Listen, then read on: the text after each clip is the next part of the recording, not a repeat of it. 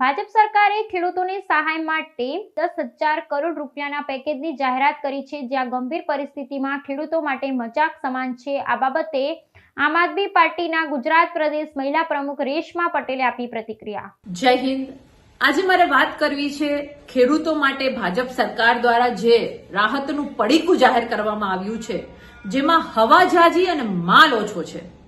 આ વાત મારે એટલા માટે બોલવી પડે છે કે આંકડો વાંચતા તો આપણને એમ લાગે કે ઓહો 10,000 કરોડનું રાહત પેકેજ જાહેર કરવામાં આવ્યું છે, પણ આ 10,000 કરોડના પેકેજને જ્યારે તમે નુકસાન જે ખેડૂતોને થયું છે આ નુકસાની સાથે જ્યારે તમે ભાગાકાર કરો છો ને, ત્યારે ખેડૂતોને કંઈ મળતું નથી।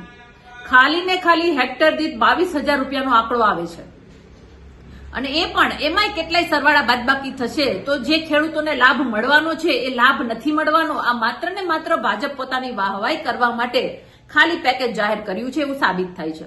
આ પેકેજથી અમને સંતોષ નથી, ખેડૂતોને પણ કઈ ફાયદો નથી થવાનો, એનો પણ આંકડો એટલો ને એટલો જ છે। તો મારે એટલું કેવું છે સરકારને કે અમે પંજાબમાં હેક્ટર દીઠ 50,000 રૂપિયા આપી શકીએ છીએ, તો 35 વર્ષથી તમારી સરકાર છે અહીંયા, તો તમે ખાલી માત્ર 22,000 રૂપિયા જ આપશો?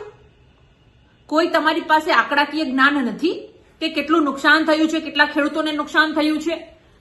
તમારા 10,000 ના પડીકાને ભાગાકાર કરશો તો કઈ ખેડૂતોના હાથમાં નથી આવતું।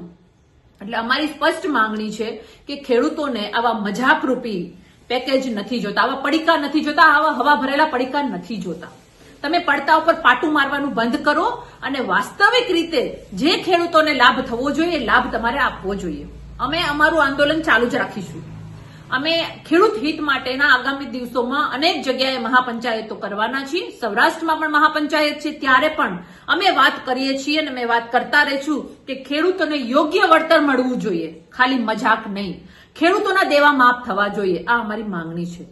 એટલા માટે અમે સરકારને કહીએ છીએ કે તમે માત્ર ને માત્ર વાહવાઈ કરવા માટેના આવા પડીકા જાહેર ના કરો, અને બીજું કે હજી પણ સમય છે, થોભી જાજો। માર્કેટિંગ પાછળ જેટલું પેકેજ આપો છો ને એના કરતા ડબલ રૂપિયા તો તમે માર્કેટિંગ પાછળ ખર્ચી નાખશો કે અમે આ આપ્યું, અમે આ આપ્યું। નવાઈ નથી કરતા, તમે નવાઈ નથી કરતા। તમે ખેડૂતના ટેક્સના પૈસા ઉપર સરકાર ચલાવો છો, જનતાના ટેક્સના પૈસા સરકાર ચલાવો છો, એટલે કઈ આપો છો ને તો નવાઈ નથી કરતા, એટલે માર્કેટિંગ તો ના જ કરતા।